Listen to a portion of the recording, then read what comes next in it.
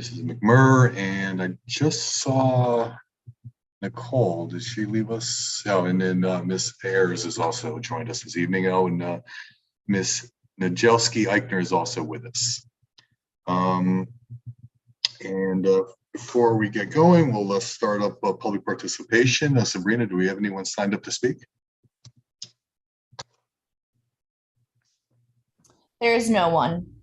No one's with us tonight? Okay. All right, we'll close public participation and a little administration work, and that's the approval of the minutes of July 7th, 2022. Anybody have any corrections to those minutes before I call for the vote? Okay.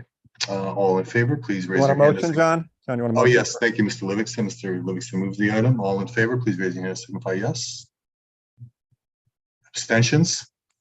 Let the record show Mr. Meek and Ms. Smith have abstained. Okay, and then new business, and that's item A1, industrial zone recommendations, presentations, and discussion. The main purpose of this meeting, and thank you all for joining us early, is to discuss the industrial zone study that has been before us, I believe, since 2020. There are some additional questions from committee members, non-committee members, and I think it was a good idea to have this meeting to be able to answer some questions and go through this once again. I know Mr. Kleppen is with us tonight, and he has a presentation he'd like to go through. And in that presentation, I know we received some questions from several committee members and council members, and I believe those questions will be answered with this presentation. So why don't we hop right into that, and if anyone has any questions, don't hesitate to ask them, either if you're on this committee or not, as we go along. I find that's the best way once the topic is raised to discuss it. So Mr. Kleppen, if you don't mind, you want to take the lead here and get us going? Certainly. Thank you for having me back one more time to go over this again. Can you guys all see screen? Yes, sir. Assuming so. Steve, you may want to do yeah, perfect. Yeah, my one button wasn't working, so I had to go to plan B. So we thought it would be a good idea just to kind of do a little bit of a recap of the process that we went through to get to this point, and then bring us back to where we are today. And I know we did get some questions from a few folks here tonight. So if we haven't addressed those as part of the presentation, we're happy to get to those after we're done. I think we have answers to most of those. Some of those we just couldn't get to or were outside of the scope of the study, but I think we can kind of get to the bulk of them through what we're going to talk about now. So kind of where we started was, you may recall that in 2019, we adopted a new citywide plan, also known as the Plan of Conservation and Development. One of the recommendations within that plan was to look at the industrial zone land within the city. There were several reasons for that, because the industrial zone land had been, targeted is the wrong word, but it had been sought after for development purposes in many areas. Sometimes it was stretched up to the South Norwalk train station. In other ways, it stretched into residential neighborhoods in South Norwalk and was conflicting with residential land.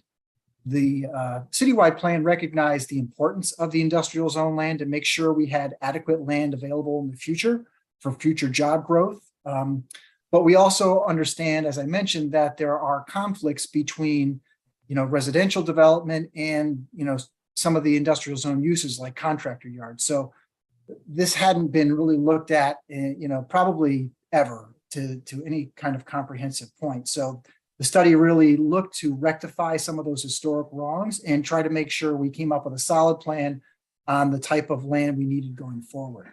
So an oversight committee was put together. The members are listed at the bottom. For the most part, they consisted of some folks from council. At the time, the planning and zoning commissions were separate, so there were representatives of both those commissions, and several staff members were present as well as part of that effort. The slide here kind of shows the kind of timeline from where we started. So September 2020 was when the steering committee was put together. We put out an RFP, a consultant was chosen, which was a firm called UTIL out of Boston. They've been with us since this, probably getting close to 2 years now, working on this study as well as the industrial waterfront study. Over the course of that time, we had numerous public meetings, did a lot of outreach in terms of talking to landowners, had public meetings, did some polling, trying to get feedback on things. This is not, this study is a little different than some of the other like neighborhood planning studies we do, because it's just a little different. It's very land specific and doesn't get into some of the other neighborhood kind of things, which like a neighborhood plan, like the TOD plan in East Norwalk, for example, would get into. So kind of the green arrow kind of shows where we're at today. We've gone through the referral process out to the required state and city agencies. The Common Council is the last step before the Planning and Zoning Commission holds their public hearing. They have several things that they have to do. The Planning and Zoning Commission has to adopt an amendment to the citywide plan, which is the item that you're ultimately going to vote on. And they also have to vote on the actual zoning regulations and the zoning map changes. So there's kind of three components that they're dealing with, including the one you're looking at, which is the amendment to the POCD. So what did we kind of realize out of the plan? So as is the case with most of Norwalk zoning regulations, it's pretty confusing right now. The language is a little bit tricky, convoluted, and how the zoning boundaries are put together is another problem. If you think about certain areas, go down Van Zant in East Norwalk, or go down South Main in South Norwalk, and from property to property, there's no cohesion in the land use. You might have a mechanic that's next to a two-family house. On the other side of that is an office. Then there's a house and there's another mechanic. It's kind of, historically developed that way. And I don't think that's the right way we want to see the city develop going forward. Within the regulation, there are a lot of definitions that don't make sense. And for the most part, there are a lot of things that are undefined. And when you have things that are undefined, but they're actually being, they're actually occurring on the ground, that leads to conflict, because that ends up having us to make interpretations on things. And we say things like, well, that's the way it's always been done. So one of the things we tried to rectify was we really should define things on A, what they're actually doing, and B, on what we want to see going forward. And one of the big things which we're going to spend some time on tonight is looking at the zoning boundaries and how we're proposed to correct them. We can't rectify everything that's historically happened, but we can try to correct things over time, which this plan is. You have to look at it like all the plans we put together. They're really like a 10-year time frame is how things get implemented till you hopefully see the bulk of the changes that you want to occur over time. So the plan, it's not, we understand that there's undesired uses in some of these areas now, but those property owners have legal rights to continue to operate that business no matter what we rezone them to. And even if we don't like the way those businesses operate or where they're located. So the law is they can continue to operate in perpetuity, even if they change the name of the business or sell the business. So that's just the law. And there's nothing we're going to be able to do about that. So what we've tried to do through the new zoning is provide incentives for them to do something that's hopefully more appropriate and more fitting with what is going on around them. So we've done things like increase the allowed building height and building stories. And when I say that, that's with the caveat that we understand that in some areas they may be butting up to residential areas, and we don't want those buildings to be so large that they negatively impact those areas. We've also reduced parking. This parking is a significant cost, which you really don't get any return on from a development standpoint. And we've also added some uses which we think will help monetize those properties while maintaining the underlying commercial use. So the intent is for these commercial zones to remain commercial, but there's some kind of ancillary uses that we've included that will help monetize those properties. Overall, there's been a 70% reduction in the amount of heavy industrial zone land, which we currently call industrial number 1, and that's citywide.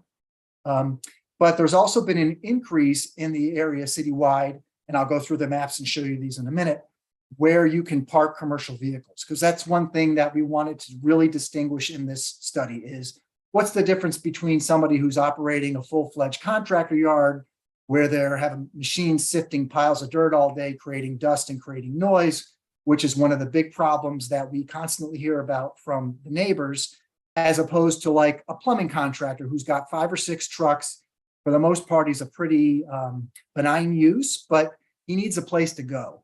And when we don't give those folks enough places to go, then they spill into the residential neighborhoods and we're constantly chasing them out of there. It's kind of we always call it whack-a-mole, where, we chase them out of property A and then 3 weeks later they show up in property B and we have to start the process all over again. So it's kind of some ways to, provide incentives and rectify some historic problems that have been going on. One of the recommendations we kind of came to early on in the study was initially we wanted to look at the harbor and the industrial waterfront as part of the study, but we started getting into it and it was just too big of an animal to take on as part of this. So we kind of did a compendium study to that. The draft plan is pretty much done, and I think it'll get sent out to you guys to look at in a couple of weeks. And the last point to mention on this slide is the recommendation as for now is to rezone the Norden property to what's called Industrial 2, which is a little more restrictive than what it is now. And then, there might be the need to further study Norden separately because it's really kind of a unique piece of property. So the 3 main study areas that we looked at going kind of north to south. The first area is kind of what we're calling the Perry Ave area. So on the west side of Main Ave, there are some kind of legacy industrial uses and some contractor uses up there, but in that zone, what's currently called business number 2. And most of the uses that are occurring up there, and there are some illegal ones, so we are aware of that. A lot of those are legally non-conforming, and those sites are situated where they aren't really impacting residential neighborhoods. So we think that's a good candidate to actually upzone the intensity of those areas and allow some uses that currently aren't allowed, but wouldn't really conflict with anybody. So we think that's a good spot to kind of upzone. There's a small area, and then I'm not going to get into a great deal around the Wall Street area that has some historic industrial zone land. And, but they really don't have industrial uses. So the recommendation, and this was done, we were thinking about this as part of the West Ave Wall Street plan that was approved in 2019 to rezone those to the Central Business District, which is the zone that kind of abuts it on all sides. And that's kind of just more of a minor cleanup thing. The area over to the east, which is off the East Ave area along the railroad tracks running along Van Zandt and Winfield and those neighborhoods. That's legacy industrial 1 zone land. And we also have Norden up off of I-95. The recommendation is for a lot of that to be downzoned to industrial number 2, but leaving the waterfront properties like where WPCA is and Public Works is and deal with that as part of the waterfront study. The last area, which, jumped a little bit. The last area, which I think has been the bulk of the conversation with this group, has been what to do in South Norwalk. And there's a lot of different parts and pieces to South Norwalk in terms of what the industrial zone land is. What this slide shows, and just to point out, we're going to go into these in much more zoomed in view and in more detail, is in South Norwalk, there's two zones right now. The darker kind of bluish purple color is industrial 1 zone land, and this lighter color is what's called restricted industrial. The restricted industrial zone land, I can't remember the year it was enacted, but it never achieved its intent and purpose. So we want to scrap the restricted industrial zone and go to what's industrial 1 and industrial 2. And I'll show you those in greater detail in just a moment. So just quickly showing you what we talked about with the Wall Street area. There's some legacy industrial zone properties off of Cross Street and a few more off of the High and Knight Street area. And they really don't serve the purpose of having an industrial zone property there. So our recommendation is to consolidate that zoning with the CBD zoning, which is West Ave and then the Wall Street corridor. So I just think from a land use perspective, that makes a lot of sense. And that's what the picture on the right shows. Next area I talked about was the Perry Ave area. So right now there's a couple, I'll call them chunks of land. This is Muller Ave and the industrial park up there. It's currently zoned business 2, which is the same zoning, which runs north-south along Main Ave. And there's another place off of New Canaan Ave, with the idea being there's really not residential impacts in these areas. it's a good candidate for hopefully good industrial growth going forward. So we think it makes sense to upzone these areas. East Norwalk, we talked about. The image on the right shows the industrial zoning that's currently existing. So this dark purple color is the heavy industrial or the industrial one. And this light pink is, on this map, shows it as it's a combination of neighborhood business and some other zones. You may recall from last year, we rezoned a good chunk of East Avenue as part of the new TOD zone, and that's shown with this kind of like pink hatch with the black outline. The recommendation in this plan is to kind of complete the process where the properties that are shown in this light purple here go to what's called Industrial 2 from Industrial 1, and the same with the northern piece off of Strawberry Hill in this general. And kind of the areas where we've kind of gone back and forth and made some changes over time, really focused in on South Norwalk. And some of these changes did come up a little later on as a result of the school pursuing the new school in South Norwalk. So we kind of made adjustments accordingly, which we think we've come up with something that fits in with that context and fits in with the neighborhood. So the existing zoning is the map on the left. And the plan recommendations where we started are on the right. So the recommendation was to rezone, here's the MLK corridor over here, change it from that restricted industrial to consolidate that all to industrial number 2, and then maintain industrial number 1, or actually change industrial number 1 on Rockland Road while maintaining industrial number 1 on the Meadow Street area and through this area. And obviously, as I mentioned, the city went forward with the purchase of the property for the school. So we made some changes as a result of that. As part of this process, there was considerable discussion along the Lexington Avenue area as well as South Main.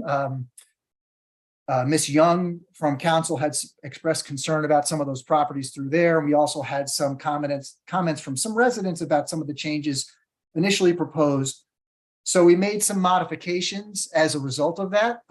So the slide on the left is the existing zoning map. I just put this one in just the black and white view because I thought it was a little clearer and easier to look at. And what we did was, right through here is the transfer station, which has been a big cause of consternation over time. We've downzoned that further to neighborhood business. And we've also removed the industrial zone land off of the lower part of South Main and moved it all into this neighborhood business category, which is consistent with what's happening on the other side of South Main. And so the neighborhood business, what that allows is it's kind of a transition zone between residential and very, very light commercial. When I say commercial, it's not talking about industry so much as it's talking about small shops, potentially retail, restaurant, bodegas, and those kind of things.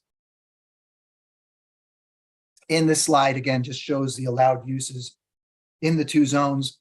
Column on the left are what we're going to call as of right uses or site plan uses, whereas the column on the right are the special permit uses. The difference, again, between those 2 is the as of right uses may or may not go to the commission. Even if they do go to the commission, the chances are, if they can prove they meet the requirements, that the commission is bound to approve those.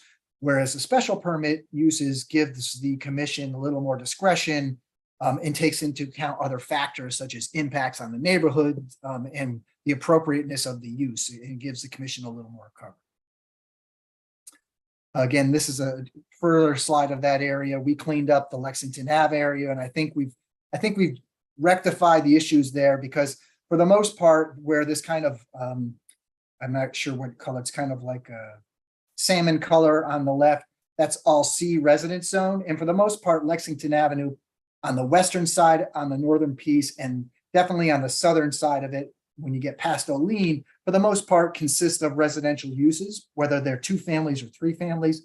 That's what the bulk of those uses are. So I think we've cleaned up the zoning. We've consolidated a lot where you don't jump in and out of one zone to the next from parcel to parcel. And I think it's just going to make for a more cohesive and protective development pattern for that area over time, because you may recall the initial TOD plan for South Norwalk had looked at this a little more intensively. Whereas this plan kind of looks to protect the neighborhoods, which I think will help protect a lot of the de facto affordable housing that exists there and kind of diminish the opportunity for a more intensive development, which should help the neighborhood over time. So the big areas that I think we kind of left off at the last conversation really focused around Meadow Street and then Wilson Ave in the proximity of where the new school is going to go. So the slide on the left, again, is the existing zoning map. And that's shown kind of similar in color on the right. So the first discussion point we had, and this might have gone back to your June meeting, was we'll look at rezoning where the school is going to go. Here's the site here, and there are about 4 or 5 small properties on the west side, which I think need to go hand in glove with the school site. And the initial idea was, okay, we'll rezone the school site to a D zone, which is a residential multifamily zone. And that's consistent with what we see up to the north and also to the areas to the south and also the areas to the northeast. And we would leave the Meadow Street parcels and Wilson Ave parcels, Industrial 1, whereas the other parcels that are now restricted industrial will go to Industrial 2. There was concern brought up among several of the council folks about leaving that Industrial 1, and they asked us to look at making the entire area Industrial number 2. And there were some questions about what does that mean? What are the uses allowed in those zones? And that's the reason we wanted to get you those slides out as early as we could. I wish it was a little earlier, but there was a lot of work to do on that. So, I apologize for getting that out late. Again, here's a zoom in. And what we did here is we took the entire area out of Industrial 1. So here's the Meadow Street parcels here. Here's the Wilson Ave parcels. We've made that consolidated. It's all proposed for Industrial number 2 now. So we did remove that. This slide here shows you kind of the breakdown of the uses between the two zones. So the column on the left are the currently allowed Industrial number 1 site plan uses. The middle column are the uses proposed to be allowed Industrial number 1. And the column on the right is the proposed uses in I2. So you can see the proposed zoning for those Meadow Street parcels is really focused on this right-hand column. And the next slide shows the special permit one. So I think we can sit on this one for a second and just look at it and go through it. We're getting pretty close to the end of the presentation. So if you want to hold off questions for a couple minutes, and I'm happy to jump back to that slide as we go forward. And because I'm pretty sure there'll be some questions that pop up after that. This slide here shows the special permit uses. Again, left-hand column is existing Industrial number 1, middle column, proposed Industrial number 1, and the right-hand column is proposed Industrial number 2. And the proposed Industrial number 2 is the current recommendation for those Meadow Street and Wilson Ave parcels. So that would be the areas immediately adjacent to where the new school is going to go. So you can see per special permit, there's really not a lot of special permit uses proposed. This slide here shows the proposed changes to the allowed, what we call bulk and height standards for the different zones. And that really regulates how big the building is and how intense the development can be on those properties. The main one I think you'll probably want to focus on would be the allowed height. So existing Industrial number 1 allows for, and similar to restricted industrial, which is the focus areas we're talking about, allow 4 stories and 50 feet of development. There is a caveat where you can go up to 6 stories and 72 feet, but that's not really applicable to the areas we're talking about. The proposed zoning goes up to, and it's different between the 2 zones, and I'll highlight both of them for you. Oops, sorry about that.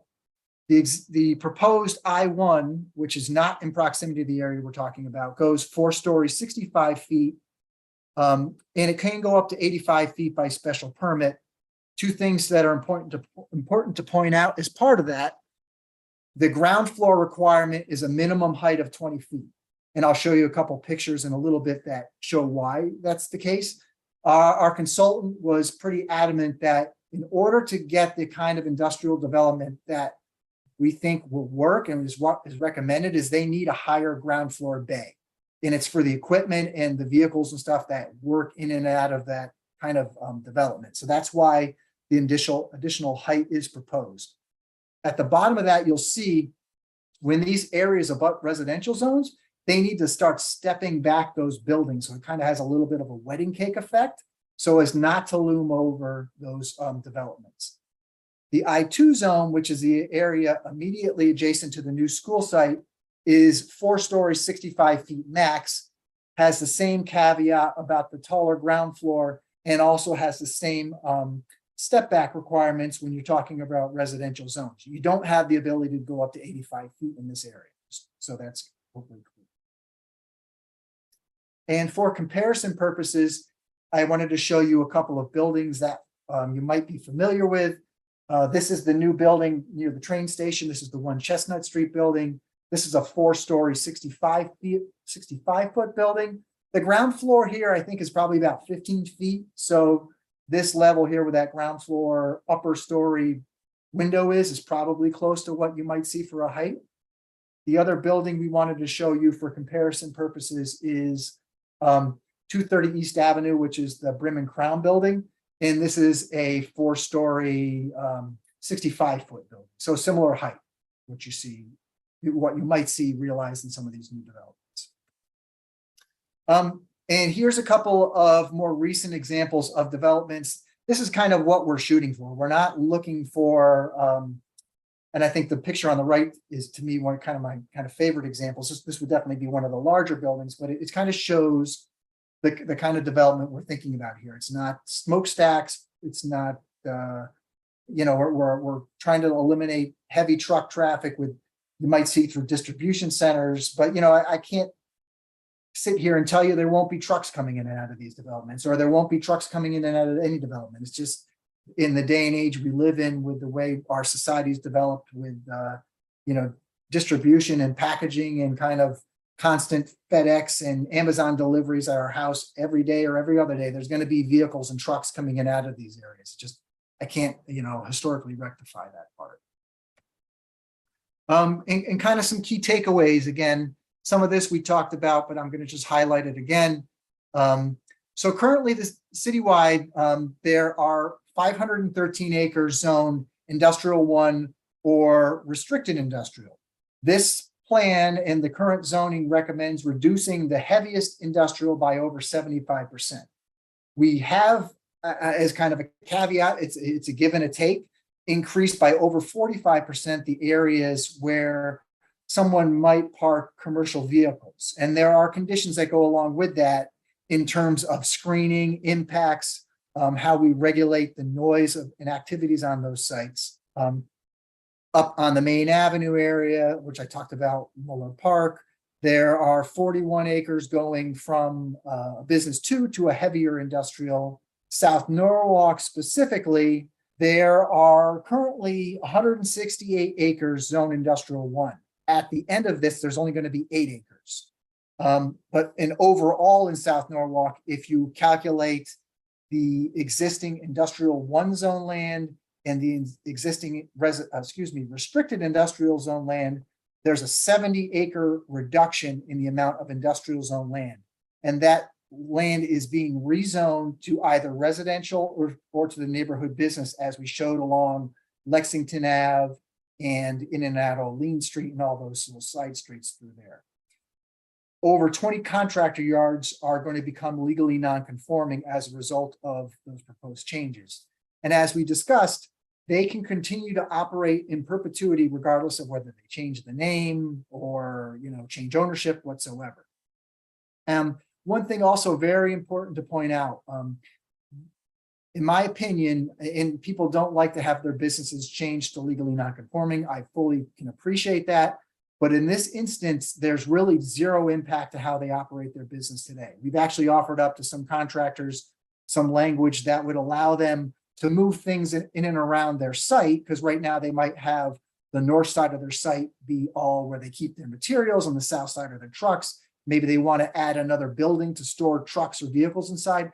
we're going to allow them that flexibility within their sites, but at the same time, being cognizant of when they are budding residential neighborhoods, there's going to be additional restrictions in terms of how far they have to be from the property line, and also additional requirements for landscaping. As some carrots to realize better development on some of these properties, we've allowed increased height and number of stories. We've reduced the parking requirements. We've allowed boutique and light manufacturing in more areas of the city where they're currently not allowed. And we've also lowered the threshold on what applications have to go to the commission. So right now, if you're over 20,000 square feet of development and 25 parking spaces, you go to the commission. So we've upped that to 50,000 and 50 parking spaces. So we've lessened the burden of approval and lessened the expense that goes along with that. And we've also allowed some additional complementary uses to actually increase the viability of their properties. Some other initiatives that the city's undertaking in South Norwalk, because I know this came up at a couple of different meetings and in some of the questions. Overall, the city's putting in over 200 new trees in the area, putting in playground investments in Boughton as well as Meadow. And as part of the connectivity and mobility study, there's additional sidewalks going into the tune of $2.5 million, new crosswalks, staircase reconstruction, new bus shelters. We're also conducting an affordable housing plan, which will have a big impact on the city as a whole, but also South Norwalk. We, working on facade improvement programs as well as residential loan programs. There's additional neighborhood cleanup efforts going on with the installation of new cameras and lights, working with volunteers to do cleanups of the neighborhood, as well as increasing blight monitoring and enforcement on that front. Some environmental efforts the city's working on. You might have read about the heat sensor study, which is a citywide study, but it's going to have significant impacts in, kind of shed light on things in South Norwalk. We're working with CERCA, which is a state agency through UConn, on a South Norwalk coastal resiliency study, and working on funding for a citywide climate action plan as well. So again, these are going to have direct benefits and direct impacts on South Norwalk as well as the broader city. We're also working on additional transportation initiatives in the area, such as pedestrian safety, and also, are there ways we can divert truck traffic to get them out of some of the residential neighborhoods and try to put them on the main corridors where they'll have less impact on folks. Specifically related to enforcement, there's continued and ongoing inspections of approved contractor yards as well as illegal contractor yards. And what I mean by that is we know who the good players are and the bad players are for the permitted ones. So I'd say probably on a quarterly basis go out, and even more frequently on some of the ones we're more concerned with, we go out and to make sure their piles are covered when they're not in use, that the pile heights aren't larger than they're supposed to be, and they're not working outside of the confines of their approved plans. And we also do kind of quarterly sweeps in certain neighborhoods that are very well prone to illegal contractor yards. And as I mentioned, that's tough because we kick them out of one spot and then they move to the next, but we are kind of constantly chasing them out of there. Right now, we do require buffering and screening requirements on all these kind of developments. And, looking at beefing those up going forward. And are there ways for existing developments that aren't required to have them because they predate the zoning regulations? Can we work with those property owners, or can we, on the city side, add those kind of screening elements to improve the visual aesthetic in the neighborhoods? And just to point out some recent projects that have gone through, we've required them to put in those kind of, instead of the really loud beeping backup alarms, the kind of the buzzing ones, which meet the OSHA requirements, but they really don't have that noise impact that the residents that live by hate. We are constantly beefing up blight inspections to kind of remove graffiti, get rid of unkept properties, and clean up areas that have just been prone to illegal dumping over time, and it seem to be constant spots where people like to do that. The health department also is, unfortunately, I didn't have a chance to really work with those folks to get numbers and data on the complaints that they deal with, but they are very active in terms of air monitoring and also working with Connecticut Deep on odor complaints on those things. So, it's another group that's involved. And also we're looking at continued coordination with kind of very regular and focused meetings on enforcement across all these different city agencies, as opposed to thinking you complain to health and that's the last you hear about it. But these complaints tend to cross department lines. So we want to, the more departments we can focus on problem properties at one time, the more results and more pressure we can apply. And just going forward again, here's just that timeline. We are kind of at the end phase of things. We're in front of you guys now, hoping to get your blessing to move forward for council approval at one of your upcoming meetings. From that point on, the Planning and Zoning Commission will hold their public hearing. So the public does have another bite at the apple at this. It's not the final done deal. And once that's done, the amendment will be included in the POCD, and then the new zoning regulations and map changes will become codified. That's all I have for presentation. I'm happy to take questions and pull the slides back up and go through anything that I went through too quickly.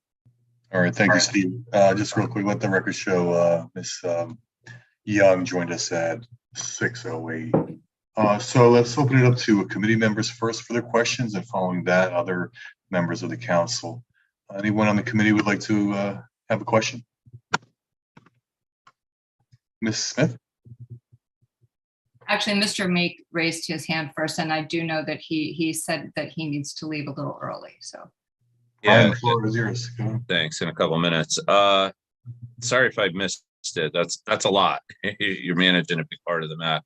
I was curious. There's a zone that's you said you're going to revisit it later. That was for marinas. It looks like it's off the inlet of Woodward Ave up there.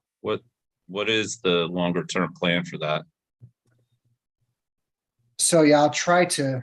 Unfortunately have a lot of windows open, so let me see if I can work my way back to that. Yeah. So as that pink corner that turns gray on the other map, and it says you're looking at it later or something. Yeah, there is, and I probably can just talk to it. There's a separate study that is just wrapping up of the waterfront and the harbor. So basically from Wall Street, harbor properties, all the way down to the edge of the harbor. And it was a land use study of the waterfront properties themselves. That one doesn't have as specific zoning recommendations because a lot of those properties had different options that were all seemed suitable for those properties. So when we get to the public phase of that process, what the final zoning will be will kind of flesh itself out at that stage. Thank you. The second question, there's no mention, and maybe I'm just new to this. There's no mention of like footpath or curb maintenance or any different language on that, where there's not a sidewalk, there's a asphalt footpath, etc. Is that like completely out of scope here?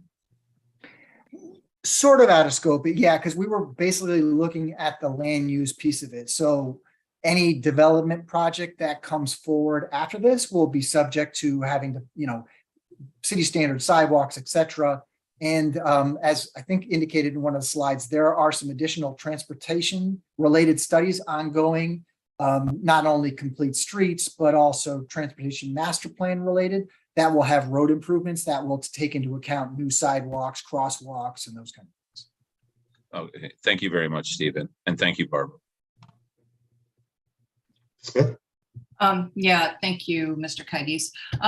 First, thank you, Steve, for all of your work on this industrial zone study, and Jess as well. And thank you for listening to the committee and other members of the council. I appreciate the change to Industrial Zone 2 on Meadow Street. Now that, once it became clear that we were going to be putting a school in that area, that's, brought up a lot of concerns for a lot of us. So thank you for taking those seriously. What you addressed that were some of my, biggest ones here is to make sure that, as a city, we're committed. This isn't actually part of the industrial zone study, but as a city, we are committed as council, I think we've all expressed this, very committed to creating a safe, vibrant, family-oriented community around this school, with safe streets to schools, the planting trees, the enforcement. So, I appreciate you including that in this presentation tonight. What I'm wondering is if you would just, for the public, and I think, to ease some of our minds, is to go through the special permit process. Some of those, special permits that might be asked for, that maybe we might feel uncomfortable with some of those uses. So what would that special permit process be? What is the, the public part of it? And, just so that we can hear that. Sure. I apologize as I scroll through. Hopefully I'm It's okay. not making anybody dizzy. So there are, and I'll start like at kind of like the very beginning. There are three types of permits that planning and zoning gets involved with. One is just a zoning permit, so that you might want to put a new deck in or put a pool in. So you come in and you get a zoning permit. The next step up is called a site plan application, and that is an application of the Planning and Zoning Commission. The site plan application lays out very specific standards. So the building can't be any bigger than the zoning regulations allow. The use has to be appropriate. You have to have the right number of parking spaces. The traffic increases or traffic that is a result of the new development can't end up with a negative impact on traffic. So that would be kind of, that's like in the site plan world, that's the one, killer for them as an applicant. They have to make sure they have stable traffic flow, aren't a decreasing level of service. If they meet all those standards, the commission really doesn't have any leeway to say no. They're very limited into what their scope is. The special permit, it goes a step beyond that, and it has a whole different set of criteria that are applied to these kind of applications. Some of the language is a little fluffy and a little ambiguous, and most special permit language sometimes is. And that's kind of sometimes a double-edged sword, because it gives you leeway to say, we don't think this is appropriate or not. And sometimes, but you've always got to back up your decision and your analysis based on the facts in the record. So even if you look at some of that fuzzy special permit language, you've got to have facts to back it up. But the key things that the special permit criteria look at are really, and in terms of how this might impact the neighbors or residents, is what are those specific impacts? Are the activities on the site going to create a lot of noise? Are they going to create a lot of environmental problems in terms of, will things bill out into the air, dust, because there are potential pollutants that could come out as a result of these things? And if the commission is not satisfied that the applicant can't, mitigate those potential issues, then they have the ability to say no.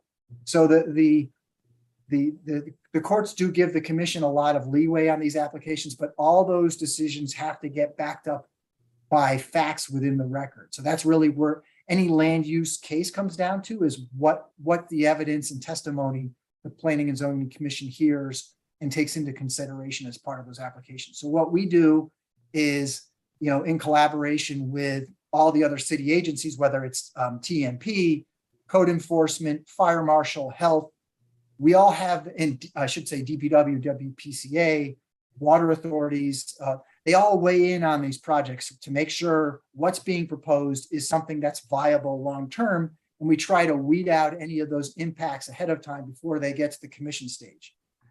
And we also have a peer review process, which we institute for planning, architectural design, and what's, the most common one is traffic. So we have, so typically the applicant has a traffic consultant who comes up with their report. We have TMP and P&Z staff who looks at it and does our analysis. And then we have a lot of times an outside consultant that the applicant pays for, but they report to the city. So basically you have 3 sets of eyes on these projects. And we can also implement that for environmental things if we felt we needed to as well. So we try to hit it from as many angles as we can and leave no stone unturned. Thank you. Anyone else? Yeah, Mr. this Hugel? is David Hubelman. Thank you, Chairman Kites. I just have a couple quick questions, Steve. If I'm reading this correctly, I'm going back to in your proposed uses, we're eliminating completely any storage and wholesale distribution, correct? So a couple things, that's a good question. So if you can see down here, to me, you can see my screen, middle column, first kind of green text. Okay, so bottom. that's becoming a special, that's a distribution facility would be taking the place of that, and that would be special permit. Right, and along with this, and I Okay. didn't send it to you tonight, I think I sent it to you previously with the proposed definition. So right now, they've kind of, the existing regulations dump distribution and storage together. They're really 2 completely different uses. So we really wanted to curtail where distribution facilities could go, and we wanted to curtail where self-storage facilities could go, because they're 2 different uses with 2 different problems. Distribution facilities create a lot of traffic, they create a lot of local traffic, and they create a lot of truck traffic. So we wanted to really regulate where those could go. And self-storage uses are one of my big pet peeves, because they're really a dead use where they take up a lot of valuable land and they really don't add anything to the employment base. So while they're, from a traffic standpoint, you could say yay, but from just an overall land use perspective, they're really not a good use. So we've we've allowed storage units, I didn't put it on the slide, in the business zones under very specific circumstances. So we don't want Norwalk to be the kind of the dumping ground for everybody's self-storage facility. The next question, this study shows a 70% reduction in industrial 1 zone land, correct? That's what you say here on the. Right. Okay. How does that square with the POCD that talks about preserving industrial land for future use? So while there is a 70% reduction in the heaviest of the industrial zone land, there isn't that large of an overall reduction in the amount of industrial zone land. So this slide, and I probably could have added another bullet, which would have answered your question, but if you can see this one down here in South Norwalk, the overall reduction in industrial zone land in South Norwalk dropped by 70 acres. So that's just South Norwalk. But if you remember back to, so actually it is on the slide. So, but up on the Muller Ave area off Main Ave and New Canaan Ave, we've added 40 acres to the industrial zone land. So between those 2, there's only a 30-acre loss of industrial zone land out of the 500 plus. There are a few parcels in and around, as I mentioned, the Wall Street area, but I'm going to guess they're probably in the 10-acre, 15-acre range. So we really haven't reduced the amount of industrial zone land by that much. We've just, I think one of the big things, which was one of the real impetuses of the study, is to rectify where those industrial parcels are. So we wanted to yank them out of the areas in the South Norwalk neighborhoods where they're existed and they added conflict, but we've kind of, I think, spread them out a little bit into areas where it makes a little more sense. We've pulled the really areas where you can do heavy industrial, which we think really conflict with the residential areas, and allow those in areas where they're not going to conflict with the residential. So there's overall, kind of, that's a long-winded answer to your question, but it's not a large reduction in the amount of industrial zone or commercial zone land overall.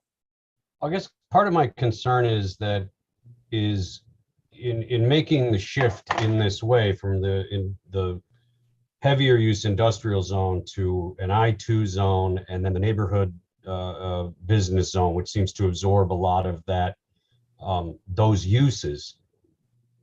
where does that stand? Do those zones potentially create employment from an employment standard or standpoint, that we're preserving areas where we have industry that creates employment for our citizens? So, you know, those types of jobs, are we losing anything by losing the larger industrial zone property? So you may have recalled this, I showed you a similar slide, or I put it in a memo one of your prior meetings. I revised the table a little bit based on one of the questions we received. So I'm going to just focus on the area that was the bulk of our conversation at the last meeting, which was the Meadow Street, Wilson Ave area in and around where the school site is, which is right here. So the main properties in concern were these properties right through this stretch of Meadow Street. So, and this is based off the available data we could find. So you can see on here, it shows the employment number for a lot of these properties.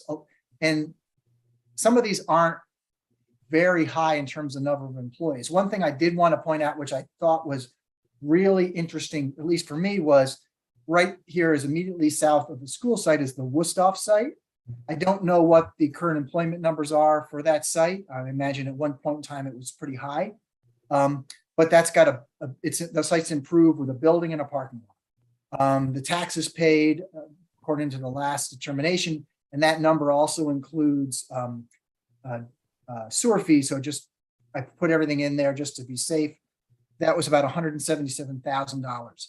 One of the yard sites over here where it's contractor yard and auto salvage, they are only paying $40,000 a year. And I don't think they have a ton of employees. And I'm not trying to pick on them. I mean, they do employ people and they've been a longstanding citizen in the community. But I think it's fair to say that kind of use from the community standpoint is probably what they prefer not to see going forward. So I think what we're proposing is, can we have on those kind of sites with the I2 zoning, can we put like a building like this over here, have jobs, have less of the things going on those properties in terms of the dump trucks coming in and out, dust being generated, noise being generated, to a use that's quieter and, from environmental standpoint, I think is better. And then also can increase the tax base and add jobs. I think that's kind of, in a nutshell, that's what we tried to hit at with the rezoning here. Thank you. Steve, as you know, one of the biggest concerns of mine and others is the city's management of our current industrial zones, specifically with violation enforcement. And you kind of touched on that before. Do you mind expanding on what your plan is moving forward when it comes to enforcement and the concerns raised by not just members of this committee, but other members of the council? Sure. And I believe, I can't recall who it was, but they did ask a question about the number. And if I don't answer your question, please chime in at any point. There was a question raised about the number of existing and active complaints, that are occurring in this area specifically. And I'm just reading this off. I had someone on my staff pull some numbers today from our software. So, and this goes back to 2012. We had 229 properties where we had complaints about contractor yards, and that's citywide. So that could be on a strictly residential street where somebody's bringing home 2 or 3 dump trucks versus, a large yard where they're processing dirt. So that, that 229 is over, approximate 10-year span. Meadow Street, we've had 13 complaints in that time frame. And then in Wilson Ave, we've had 5. And it's also really important to point out that a lot of those complaints really were focused on about 3 or 4 properties over time. One of the folks that we used to have a big problem with, and he's just the bulk of his properties off the screen, is the Grasso property, which is back over here and it extends down further on Wilson Ave. But if you've gone down there recently, gone in that area, a lot of the things that he used to do, which used to kind of run afoul of the zoning regulations, he's not doing anymore. He's kind of shifted the use and intent of that property. And I think probably for the better for him and better for the neighbors and better for the city. So the bulk of those kind of issues over time have, in terms of contracted yards in this area, haven't really materialized in the way people think. I think from an enforcement standpoint, what we're doing today, and I think it's an ongoing thing, what we've started, we've had conversations with Ernie Dunamis, with Darlene over the years about, and this popped up, I can't remember when, there was a business on, it might have been off of Olean Street, where they had a wood burning business. They made this kind of high-end firewood, and that really was something the neighbors hated because it was a lot of odors, it was a lot of noise, and they were using chainsaws from 7 a.m. to 7 p.m. And that's when kind of the conversations really precipitated with me about how do we deal with all these illegal uses in the area, whether it was guys bringing tree trucks home, different contractors and so forth. From that point on, we've proactively gone out on really, I'd say on a quarterly basis. It's not specific to a date. We go out and we sweep those areas and try to flag them. And with these big contractors as well, we go through there quarterly and sometimes more often on some of the ones we're more concerned with. And we go on site, we measure the piles, we make sure that they're watering the piles when it's dusty. And the health department also does similar things to look at the dust. And we also are cognizant of the noise as well. So that's kind of like from the zoning enforcement piece, what we've been doing pretty consistently for the last couple of years. Do you feel there's anything that any tools we can help add to your arsenal to help you be more effective and more proactive in your approach to zoning violations?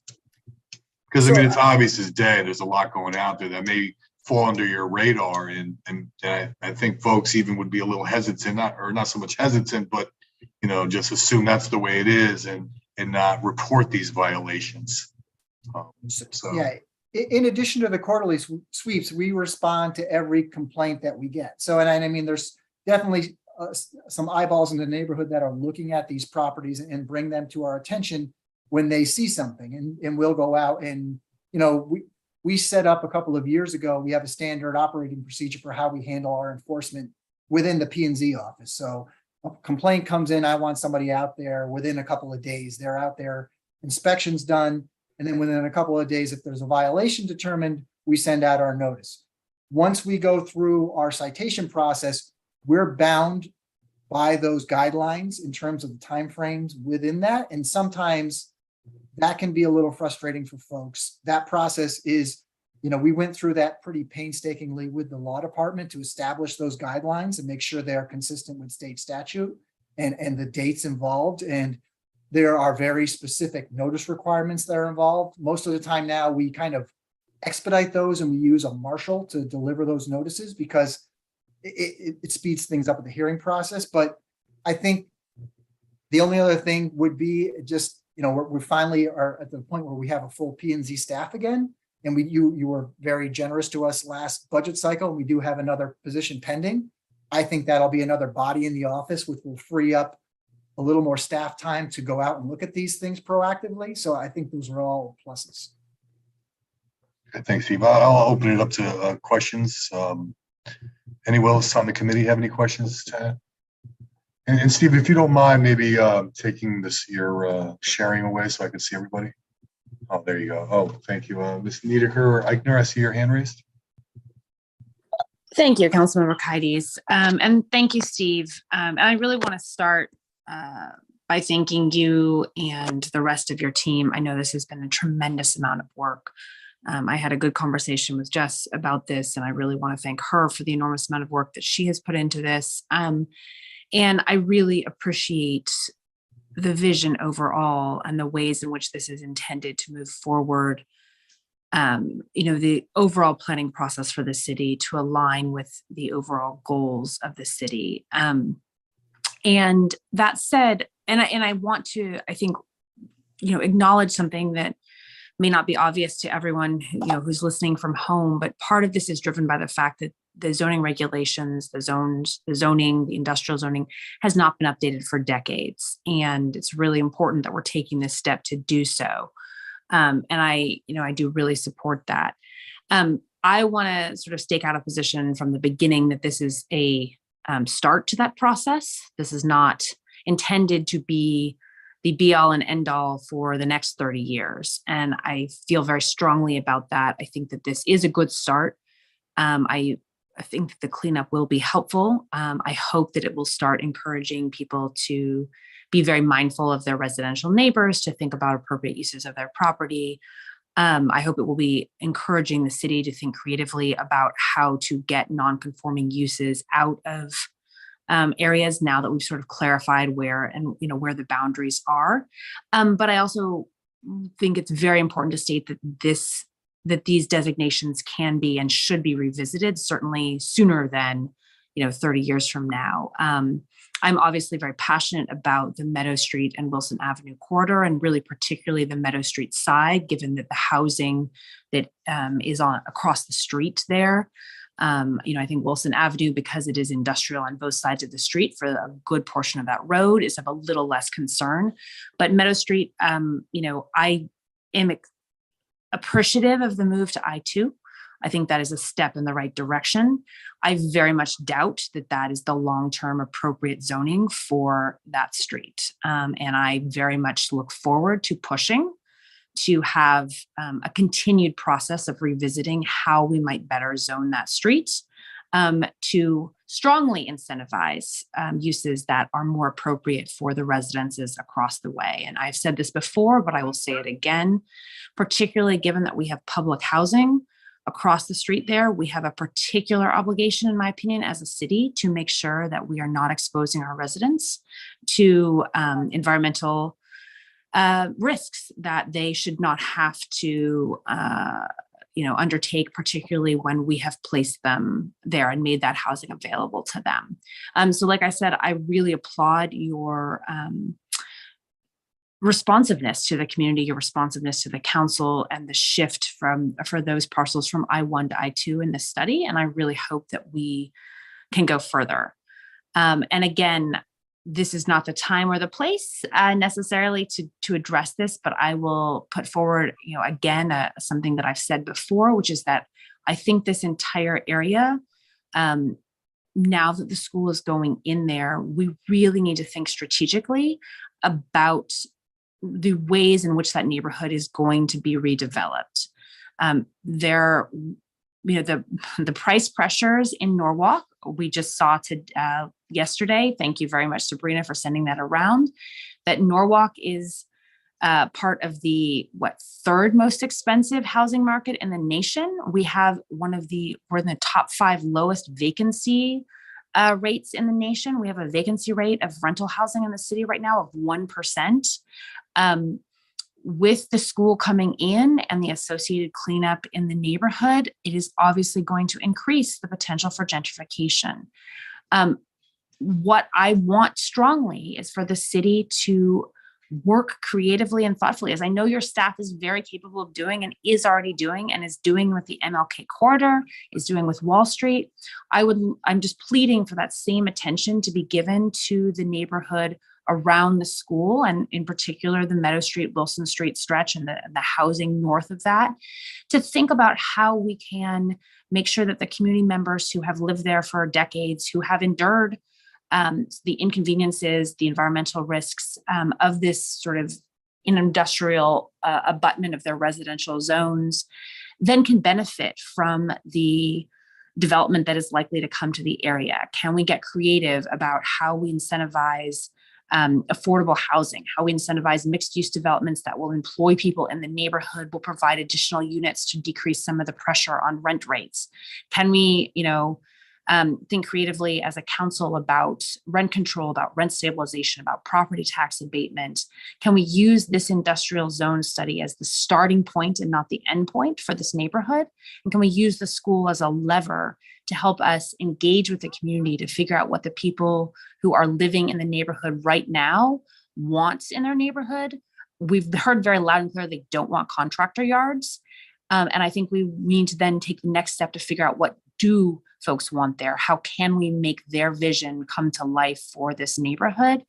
And so, with the changes to I-2, I'm willing to support the industrial zone study. I recognize that it does a lot of really valuable things for the city. I'm very grateful for that work. But I just want to, close by emphasizing again that this has to be a start, particularly for South Norwalk, and not the end, and that we need to think more creatively, more long-term, with yet more vision and get more community conversations about making sure that the school is really a center of a very vibrant community that respects the folks who live there and that works very proactively to make sure that the coming development improves the quality of life and doesn't push people out.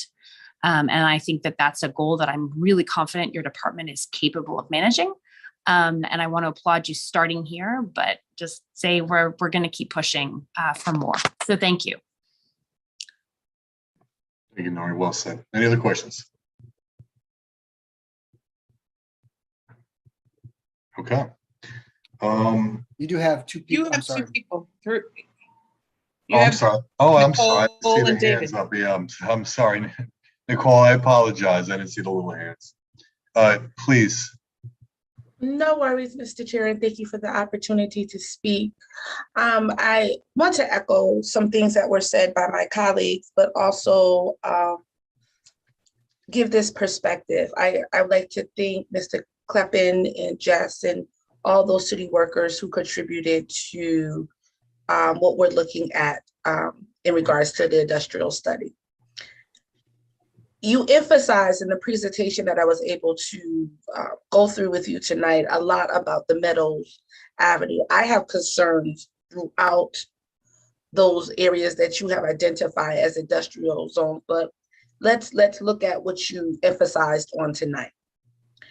In the Meadows area, in one of the slides, it said something about, and I'm paraphrasing, I'm sorry,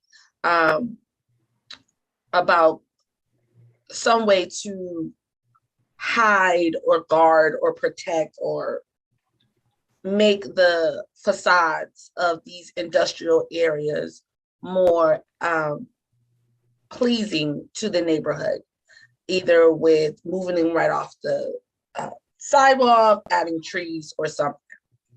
Prior to joining this meeting, I took a drive down Meadow Street because I wanted to make sure that I was speaking and giving good information of what I've observed.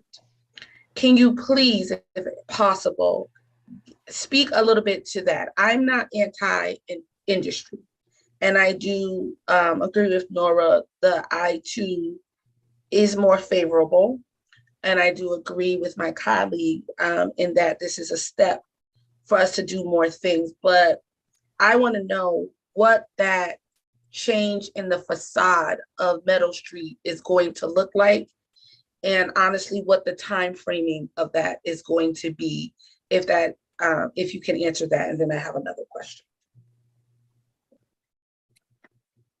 I can probably answer some of that, and then I think Jessica might be able to as well. I think so if you have a new development, so let's say there's a piece of property and somebody comes in and develops it from scratch, we can apply a lot of the standards in the books and require beefed up standards from what is there today in the current regulation. So that's kind of easy to do in terms of, we want you to make, have a bigger buffer off the property line, better landscaping, fencing if necessary, make it look a lot nicer and hide what someone might find objectionable. With existing developed properties, and keep in mind, a lot of those uses that are in that area either existed before the Norwalk adopted zoning, or they existed before the regulations were in effect that can regulate them in terms of landscaping, screening, whatsoever. So those ones are a little harder to deal with in terms of going on their property and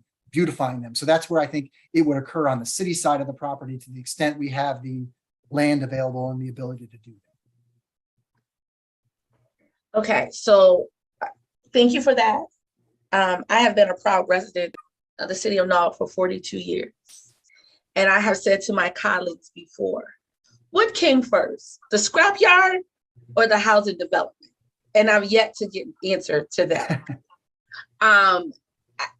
That section of Meadow Street is longstanding. So based on what you just said, because they are already presently there, there is some limitations in what we can do. If it's a new development, we have some wiggle room.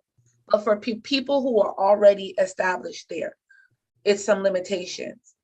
If you ride down Meadow Street right now, they are at the curb. They can't, they're right up to the curb. And so my concern with what has been presented, and I do understand that there is limitations legally that the city can do. You said something about city-owned land. Well, that's not city-owned land because that scrapyard has been there for forever. But what I could see today with my drive, that there's 6 or 7 businesses right all there, and they're all on the sidewalk. What is the plan to make those, I think the word you use, buffer, to make those businesses participate in this buffer initiative that we're proposing? So I don't know if we have a specific streetscape plan for that area now. There are some initiatives that the city's working on. And keep in mind, I think I mentioned this previously, when the school comes in to develop, they have to go through the permit process like everybody else. And they'll have to, if there's infrastructure improvements that the city needs to make in order to make the development safe, they'll go about those. And those can include sidewalks, street trees, and those kind of things. I don't know if that directly answers your question, but it's hard on, I don't think we have the ability to go on somebody's private property and then tell them they need to move their stuff back 10 feet so we can plant, put in a berm and trees. I don't think that's something, I don't want to lead that down that road expectation wise. No, Right, I'm right there with you. I don't think as a city, we can tell these longstanding businesses that they have to come farther away from the road. So again, with knowing that information, even if we do the new reallocation of I-2, how much of Meadow Street is really going to change? That is my concern. So just wanted to add a little bit of extra context here too.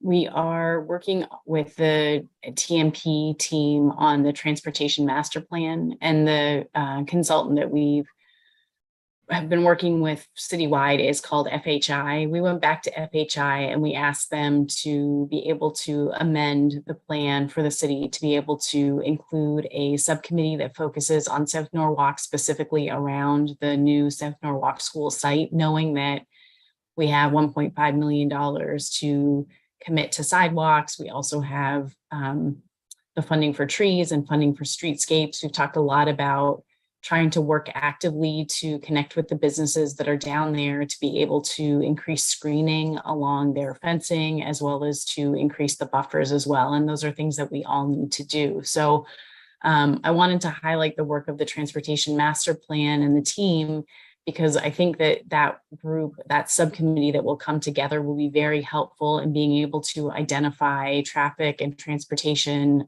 improvements and connectivity improvements in the area itself. It doesn't speak to the businesses that you're talking about that go right up to the curb, and it doesn't speak to some of the buffering that you're talking about, but I think that that's one really important effort that we need to put forward in making sure that we work with the Board of Education to be able to solidify that subcommittee group with residents in the neighborhood to help us identify where those sidewalks need to go and how we're going to incorporate those sidewalks into the actual neighborhood itself.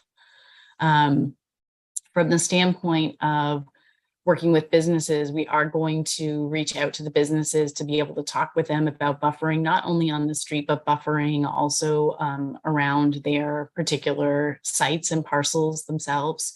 We talked a lot about the screening and the fencing that needs to happen as well. So I think more than anything, the industrial study doesn't necessarily address all of these items. However, between the work that we've done with the MLK corridor over the last couple of years, as well as the highlighting of the industrial study and thinking about South Norwalk and how the uses of the parcels are working in South Norwalk, in addition to the new school being announced in South Norwalk, it really has allowed us to highlight some of the challenges that are going on and identify where we can use the MLK, the ARPA, the GGP funds to be able to make move the needle on these things. And we're fortunate to be able to have some funding in place to be able to explore these things to a greater extent. But I do think that the subcommittee for the Transportation Master Plan is going to be a really big key piece of this, because not only does it address how the traffic will move through the area and the configuration of the road system, but it also will address that pedestrian safety piece and guide us in helping to identify where those sidewalks should go. I might just add one quick point too, is, and this was raised previously as well. This plan is, I've had this conversation with a couple of people. It's as soon as we enact whatever we enact, we can't have the expectation that there's going to be immediate change. It never works that way. These kind of plans are long-term plans. So we are going to look out, we have the new POCD will start probably in about 5 or 6 years, we'll start that process again. And as part of that, we reevaluate land use throughout the city. So it does get a fresh look, but the redevelopment of these parcels will take place over time. We're hoping that the zoning incentives that we're proposing might make the properties more attractive to a different kind of development, and also might provide incentive for those landowners to think about doing something differently. So that's how we affect change in the short term and on a parcel by parcel basis. Thank you, Steve and Jess, for the response. I just think it is important for constituents to understand that Meadow Street, because of the historical nature of those parcels of land, there is not going to be much movement, and particularly on the areas of Meadow Street that are the heaviest in the industry. I hear you saying things about sidewalks and trees, and I'm in favor of all of those. I really am. But I just think it's important for constituents to understand, even with these great improvements that are coming into the area, there are certain things that are not going to change. And I think it's our job, myself and my colleagues, to be realistic and to be truthful with constituents, to let them know what our limitations are, what we can do, what is within our scope to do, and what is without of our scope to do. And again, I think each and every city worker who has contributed to this industrial study, but I also want the community of South Norwalk to understand clearly in very simple terms. I don't want them to get riled up in this language, that there are certain things that in areas, in sections on Meadow Street, that because of historical situations and law are going to remain the same. Thank you, Mr. Chair, for the opportunity to speak.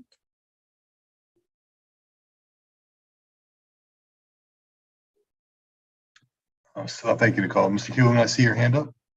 Yes, thank you, Mr. Chair.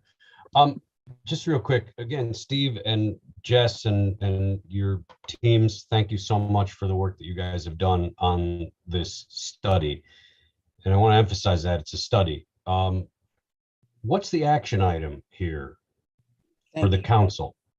That's something that I think, is sort of the understanding for the constituents to understand what the council's action right now is with this. We really are, this is for reference purposes for us. The action now goes to zoning, correct? They're the ones that take this and implement this. The Planning and Zoning Commission, correct? Yes and no. So there is a specific action that council needs to take. You are part of the approval process for amending the POCD. So there's two actions going on. One, we're taking this study and incorporating it into the POCD, which really, I think, provides a good nexus for approving zoning language and map change. So the Planning and Zoning Commission, once you take action on that, will then take action on the POCD amendment, as well as the actual zoning and map changes.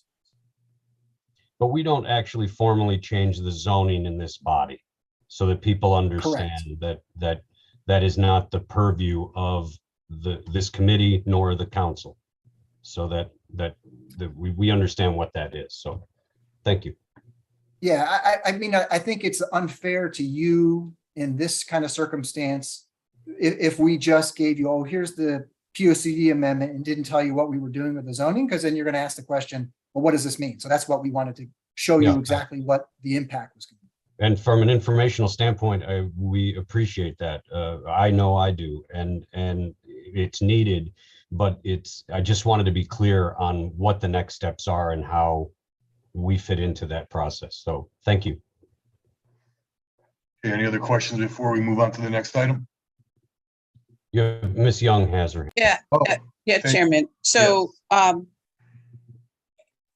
feel like I'm beating a dead horse here. And I completely understand everybody's perspective on this. And let me say this, South Norwalk is not under any illusions about any major changes that are going to take place. I think, we talk about how many complaints in the last 20 years. But when you live in a community that you don't have a lot of say over what goes on to begin with, complaining and picking up the phone about a business that's doing business and not the best way just doesn't happen.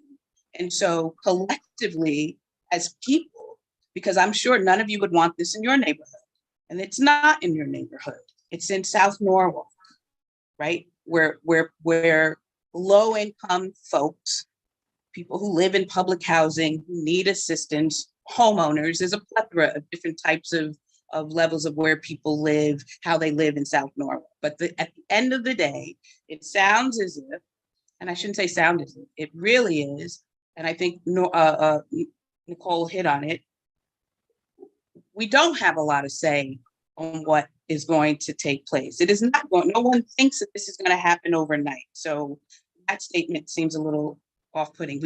I've lived in South Norwalk for 30 years, and it's probably been like that for 100 years, to be honest about it. Nicole, you said you grew up here, and it's not just about Meadow Street, it's about South Norwalk.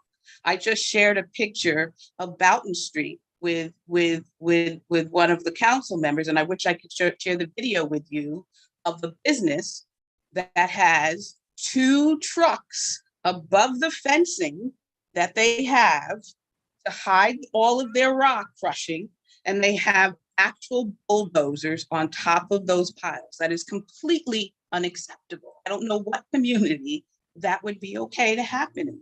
And so there are a couple of things that need to happen. And we know that a lot of those businesses aren't going away.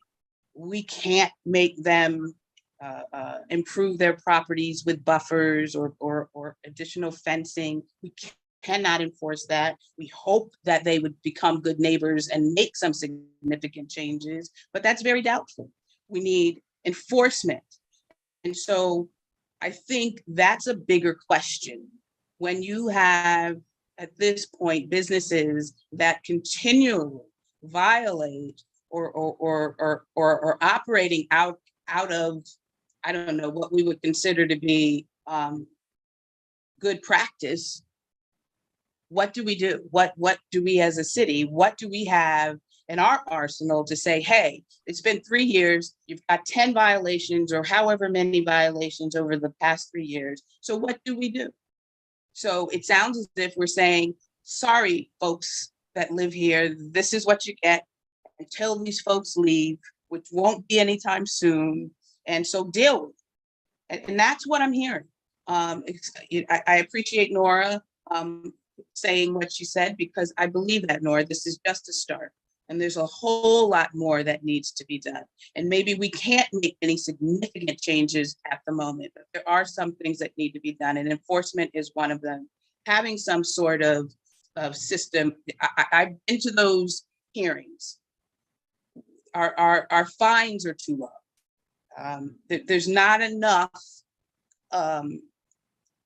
We don't have enough teeth or strength or anything to really, I don't want to say force, but make folks do the right thing, because you expect them to do it, but they're not doing it. You go to a hearing, you get away with it, you come back again, you get $100 fine, you come back the third time. Like, I think the whole process needs to be looked at. But again, I appreciate that we are looking at it, because it's taken too long. It should not have taken this long for for the city to do that. And so I think I've said that to you, Steve, that I do appreciate the fact that you brought this forward, because I do recall when you mentioned it to me, that you thought it was time that we really look at the zoning regulations. And so we're doing it.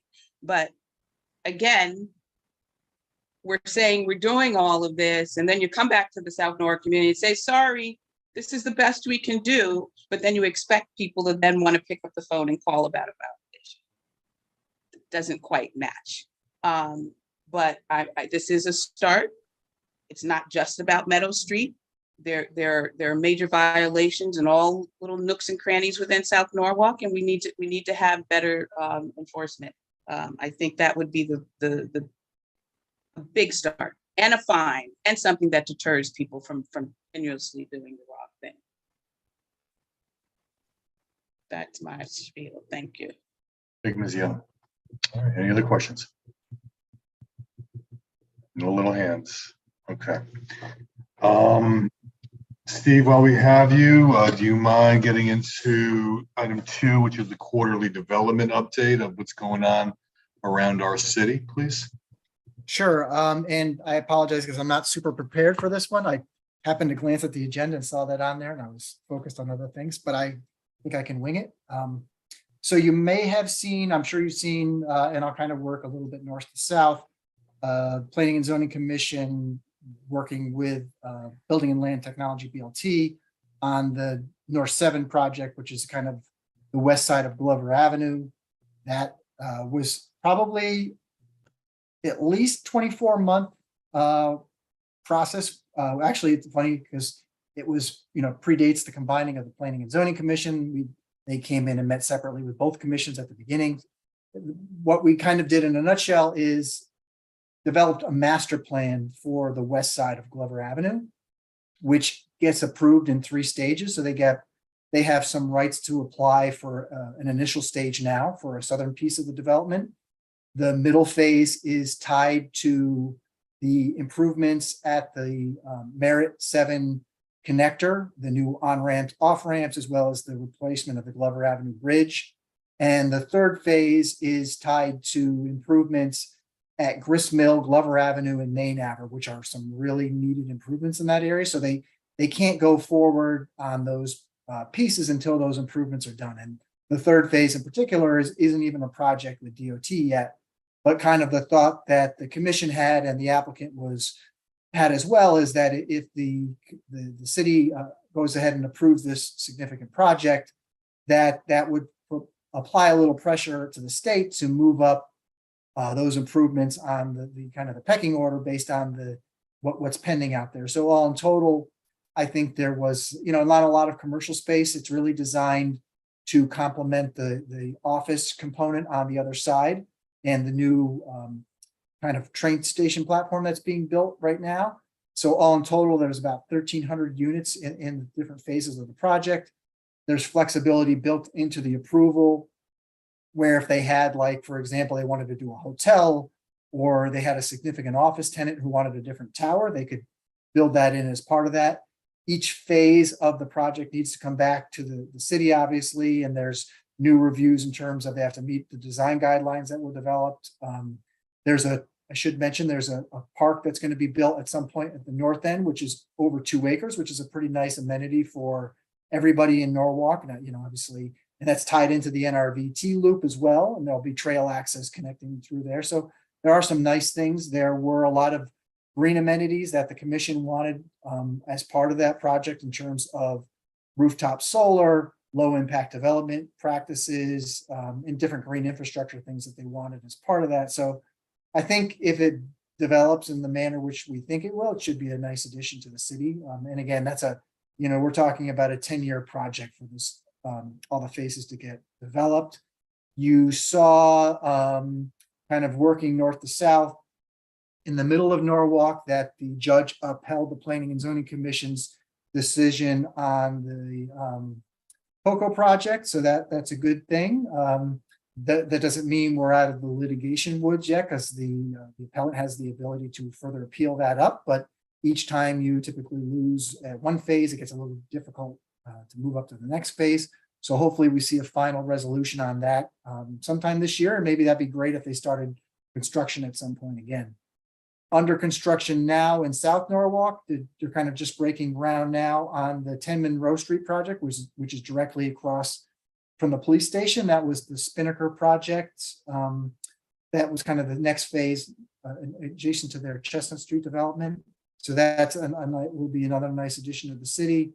I'm trying to think, I know there's one I wanted to talk about. Oh yes, in East Norwalk, the first TOD project that's been proposed under the new regulations is in front of the Planning and Zoning Commission now. I don't know if you have, if you haven't seen it, I will send out a link. I sent in the past the kind of development project map, but we have, there's a link on our page that has all the applications that have been approved and the ones that are pending with the commission. And on there are all the application materials. So you can see the different, renderings or elevations, all the studies or everything that's gone into those projects. But that's, I think, is going to be a really attractive project once it's built. There are a couple traffic issues with that one in terms of it's further complicated because there's the state road as well as city road through there. And there's some funky intersections that we're trying to rectify now as in conjunction with this project. So once those kind of final design pieces get done, the traffic study gets finalized, the peer review is complete, and then they can have their public hearing. So that's kind of the big projects that are going on. As soon as I'm done here, I've got to zip over to the Planning and Zoning Commission because they're in the middle of a public hearing on a couple of other projects. One of was the Schoolhouse Academy on 32 Weed. I would say right now, in terms of intensity and workload, this is the busiest for applications I've seen the Planning and Zoning Commission since I've been here, coupled with the never-ending amount of zoning permits that are coming in. I told my staff that, oh yeah, well, this little bubble is going to stop. Everybody's, once we hit through the COVID wave, it was going to slow down. But every day I go in, there's more permits pending, and they just kind of give me this look. As I mentioned, we did finally we're almost at full staff capacity. In a couple of weeks, we'll have everybody on board. So I think we'll slowly start to pick away at our backlog. But I mean, that's a good thing overall, that it's shows interest in the city, shows there's a desire to be here. And as I think, and I apologize, I forgot who mentioned it, the report that went out, you can see we are in a super tight housing market in this area. It's kicking rents up. There's just not enough inventory. I think a takeaway, and I read all the comments on whether it's Nancy or elsewhere about, oh, we're just building. It's just, I think that's a falsehood. I think we've come up with a plan on where we want to build, and we've, identified those areas, and we've said, these are the areas we want to see more intense development. And there's reasons behind that because they're tied to infrastructure, they're tied to transit facilities, et cetera. So that's where we've targeted development, and we want to see development there. So that I think that's kind of being realized. Any questions? All right. Thank you, Steve, for your time, not just with this, but with your presentation for the industrial zone study, and keep up the good work. I think Chairman? I'll see you soon. Chairman, I have a question for Yes, Ms. Young. Steve.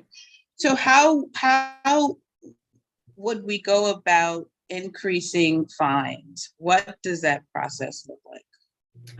So the citation process has a fixed amount through state statute, so we can't change that. It's $150 a day. There's nothing, unless the legislation changes, that's a fixed amount. The citation process in how much of fines are actually set on an individual violation is done by the citation hearing officer, and he's a volunteer who makes his own decisions. Staff makes recommendations on, and particularly if there's bad ones, we really try to push for him to make a statement with those, but those are really up to him. The intent of that process is to gain compliance, not, obviously not collect fees. So that's the kind of the process we follow. Sometimes it's slower than we'd like. It's slower than I'm sure some residents would like if they're living next to one of these troublesome properties, but the process that is in place, I think, is a pretty solid one. So I know that with the gentleman that Mr. Dumas and I were complaining about, he has had a file dating back over 10 years. And by the time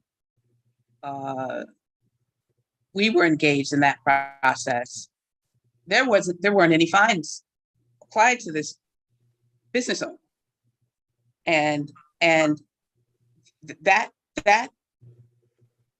just doesn't make sense to me. And so to give all of that responsibility to this one person who in my opinion, because I sat through that, was more compassionate towards someone who clearly owns property in South Norwalk, but is not a good neighbor.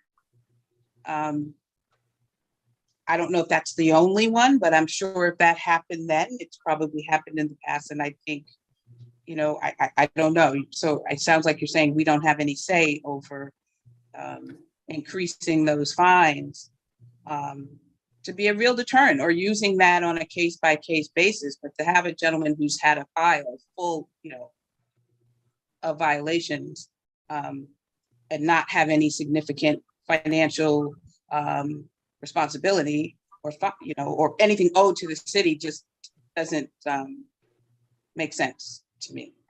And then I wonder how many others have had that sort of thing happen. And I'm not talking about fining residents who might, there are some residents who might have blight on their property and are chronic violators as well. But I think we don't, as a city, have enough teeth in anything that we're doing to folks who are out of compliance. And so I don't see how things will change if they always have the upper hand. Well, the only thing I'd say is once they're in the loop, so, we go out, we verify there's a violation, we send out our notice, they get on the docket for a hearing, that eventually it's going to get rectified. And I know, I hear what you're saying, that if you're living next to this, it's not something you want to live next to. I think one thing I don't know how we go about this. You made me think of something, was when they're like, if there's an application on a property next to you, they're required to notify the neighbors. A lot of times with violations, the neighbors want to be left out of it or anonymous just because they're worried about repercussions. If, sometimes some of these guys are, maybe they might be worried there might be something happen as a result of this. I wonder if, and I'll double check with the law department, if we could look at including the neighbors on the notification process when the hearings occur, because what happens a lot, most of the time the neighbors don't show up. They'll complain and they'll follow up with us like, when is the hearing? Maybe they'll watch, but people are very reticent to comment at those meetings. So in all fairness to the hearing officer, he's hearing one side, and sometimes it could be a song and dance about, I had this go on, I'll get it done here. He comes back a month or two later and he's made a little progress, but hasn't resolved it. So it kind of kicks the can down the road a little bit. So that I do see that in the process, and that has led to a little frustration on staff's part. But I'm wondering if there's a way we could try to get the other side of the story from the folks who are really impacted to get more. So the citation officer, whomever it is, understands that this needs to be rectified sooner rather than later.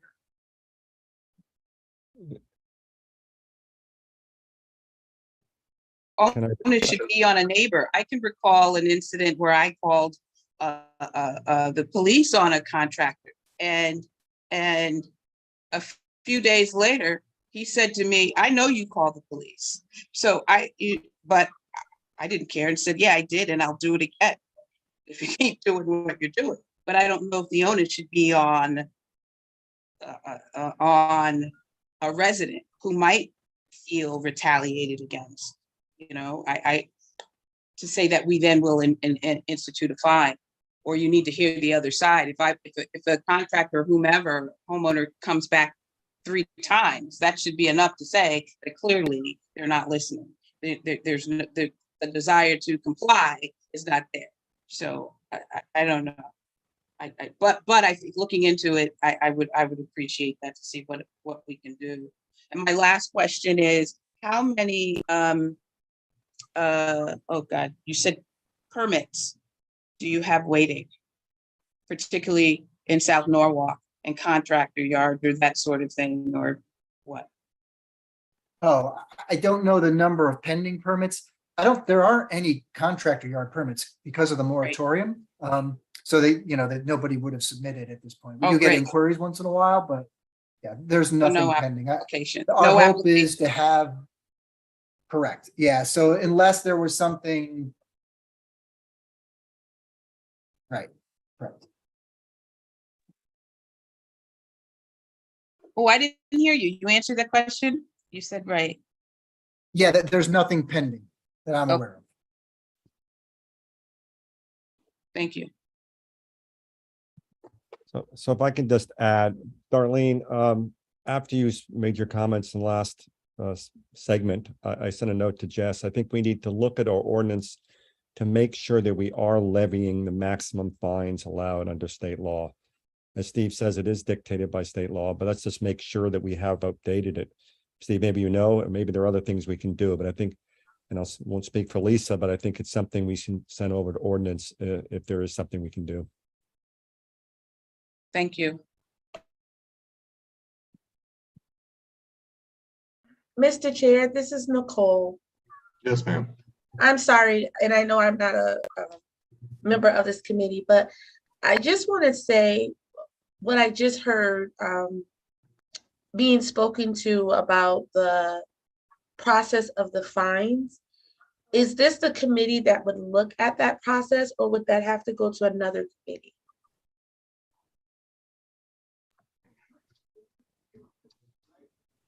I guess to Tom's point and Steve's point, I guess it'd be a collective process. So it would touch multiple committees, is my understanding. I'm sorry, I know we're more than 6 months in, but I'm still learning on my feet. So it would touch multiple committees? My guess would be that it would, if it's an ordinance, it'd go through ordinance committee. That would be the typical place it would go. My only hesitation is I don't know whether any specific zoning regulations. I'm not talking about the ordinance part. We were just educated by a city worker on the procedure of the fines, of how fines are, the judgments are rendered. He educated us on a procedure. Where does that lay in our committee structure? Who would deal with the procedure portion of it?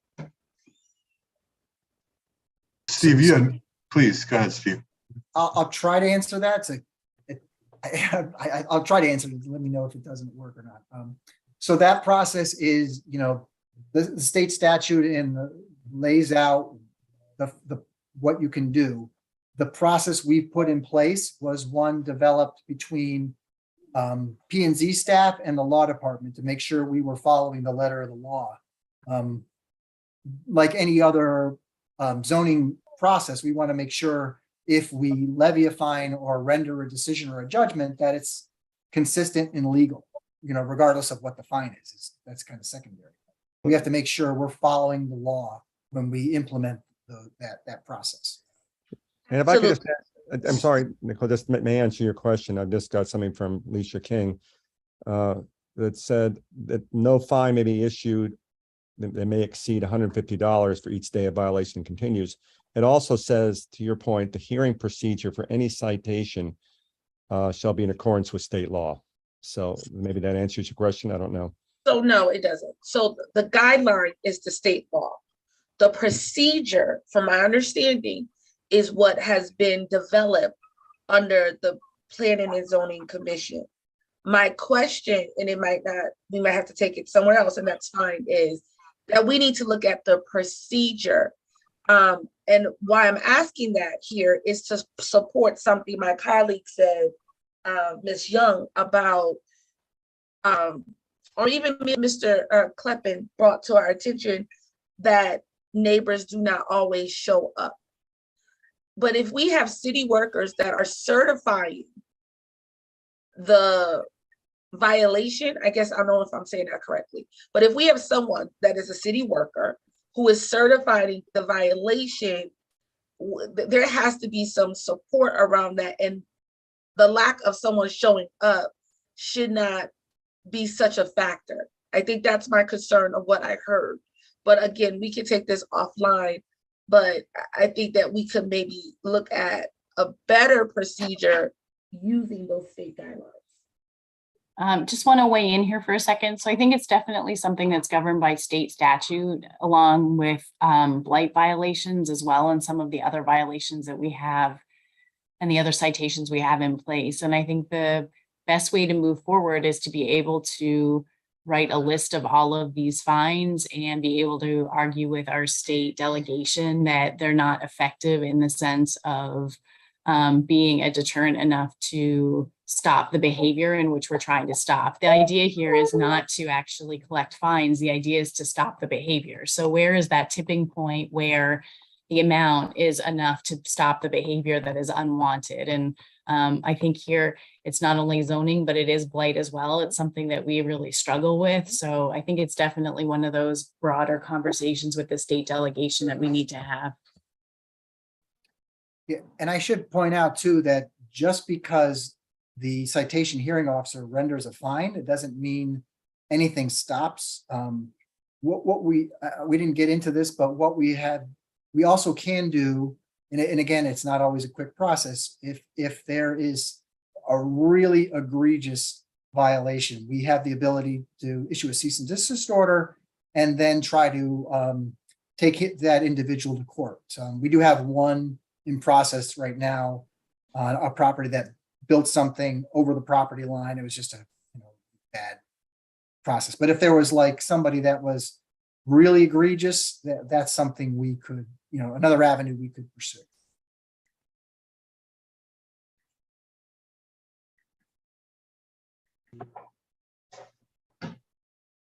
Okay, Nicole, if you're done, I'll ask for any other questions. Oh, yes, thank you, Mr. Chair. You. Okay, seeing no hands up, I will close that portion of the meeting. Thank you, Steve. Thank you, Jessica. Thank you all. And for those non-committee members, thank you for your time and joining us so early on this Thursday evening. Next up is the introduction of, and forgive me if I'm pronouncing your last name incorrectly, Pedro Mata, the new Capital Access Manager for the Kiva program. Yes, that's perfect. Oh, that's my Greek. That's my Greek coming out there. Yeah. No, that's how does the joke go? You can call me anything you want, just don't call me late for dinner. So I'll make it very brief. I guess I don't want to take too much of everybody's time, but I'm the new guy and working with Sabrina to set up basically a funding platform through this organization called Kiva. Where we will have a portion of it will be somewhat crowdfunding. And so the businesses that I'll be assisting to get set up with this will have to basically provide a high level business plan as well as their wants and needs for these dollars. And I believe there's a certain threshold of something like they have to get 30 or 40 people to kick in some money. And then it opens up to the entire world, which they can earn up to $7,500 at basically a 0% interest loan. And then for WMBE, we have an additional set of funding that we can apply when those conditions are met. That too would go through the Kiva platform. So the whole Kiva interface is what manages that process. So next week, I finally get training on their tool. But in case nobody's familiar with it, I would suggest go to have a peek. I've actually been using it for several years to give micro lending out across the globe, typically South America. And that would be, more like loaning $50 or $100. But, it goes through that whole process. They return their loan and then you can give the money back. So it's definitely a feel-good event. And in conjunction with that, I'm helping to outfit the space in Belden to become our new business center, which is where I'm going to be working out of. Oh, excuse me. And anyway, and let's see, there's so much I had prepared a deck, but I didn't bring it tonight. So I still think I need to get Jess and Sabrina's final sign off on that deck. But long story short, I'm the guy that's going to be giving money to small businesses all around Norwalk. So I hope to get our first guinea pig going within the next 2 weeks. I've already identified this very nice girl who makes artesian ice creams, and she's looking for facility space and some cash flow operational dollars. So it should be very exciting. So tell everybody, I'm the guy that gives the money. Well, welcome to Norwalk. I mean, look forward to getting the updates and hear about all the good things you're doing. Thank you. Any questions from Samantha? No? Okay, well, thank you once again. Yes, Mr. Peelman, there you go. Chair, thank you. Pedro, welcome. I'm a huge supporter of this program. I'm so excited you're here and getting started. I just think this is such a great opportunity for Norwalk, and the crowdsource funding idea, the model, I think is just so incredible because it allows others to participate in this process as well. And watching these loans go to these small businesses and get started, I think is fantastic. So welcome. Thank you for being here. Thank you. Yeah, actually, the way it's set up, you have to be a bit of a shameless self-promoter. And I like that. So this isn't just a handout. They really have to go and scream and yell and get people to put the cash in. But that's how you got to hustle, right? So, but yeah, I'm very excited to start putting them through here. And then we're going to do all sorts of other programs, education programs, working closely with the chamber. I'm trying to meet everybody as fast as possible.